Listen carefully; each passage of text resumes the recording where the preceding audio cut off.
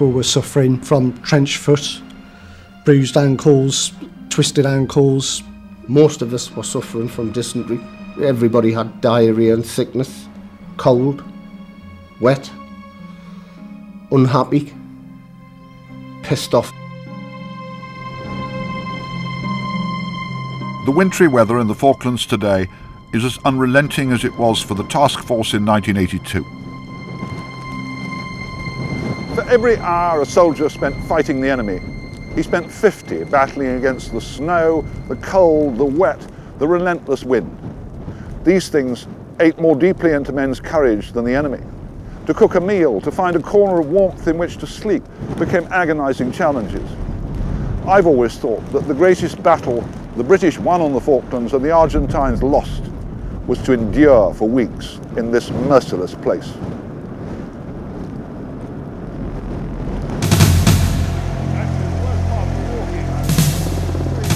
We made the next trip of our visit 20 years on, just as we did in 1982, by air from San Carlos.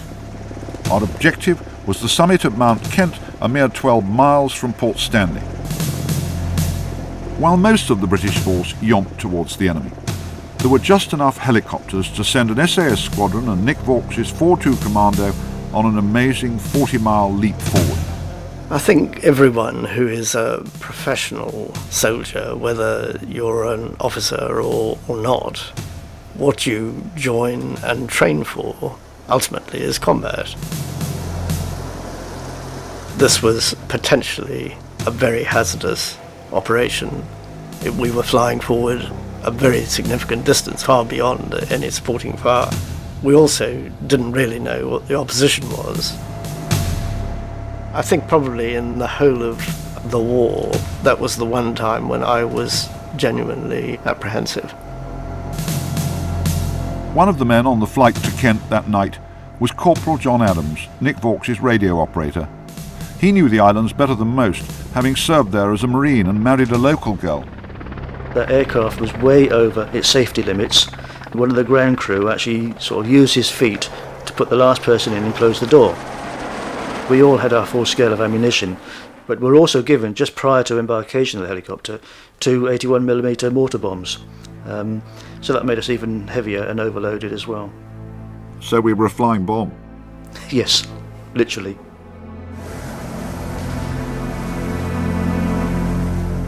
Our worst fears weren't realised.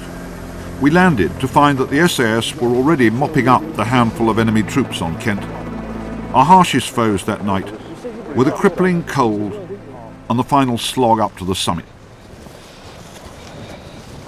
Yeah, well, I've forgotten how tough it is getting over all these screes. But, General, are you beginning to ail a bit? I keep telling you, I'm 65 years old. When we got to Mount Kent, just 12 miles from Port Stanley, for the first time the British scented victory. If the Argentines lacked the will either to stop us landing or to throw us off once we got here, then they weren't behaving like real soldiers.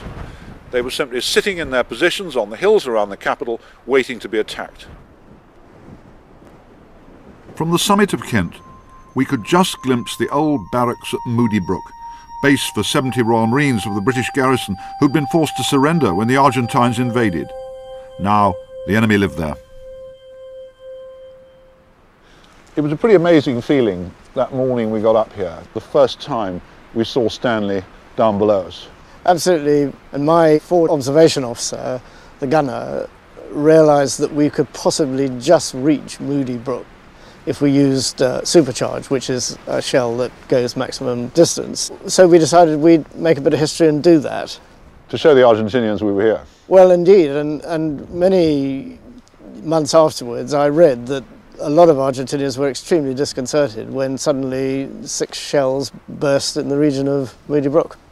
Now, 4-2 Commando had to spend more than a week up in this terrible place. It was very, very arduous. You see, to begin with, no one had any sleeping bags. And even if you could shelter amongst the rocks, this temperature was mostly below 0. So, very tough.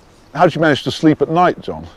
Well, the first night we didn't. We just had sort of waterproof ponchos, just wrapped ourselves around those and just stayed low in the ground, out of the wind as best as possible. And you just shivered? Yes, quite uncontrollably at times, yeah. But It's a time when the commanding officers and his corporal huddle closely together. One of the things that always strikes me about being in places like this is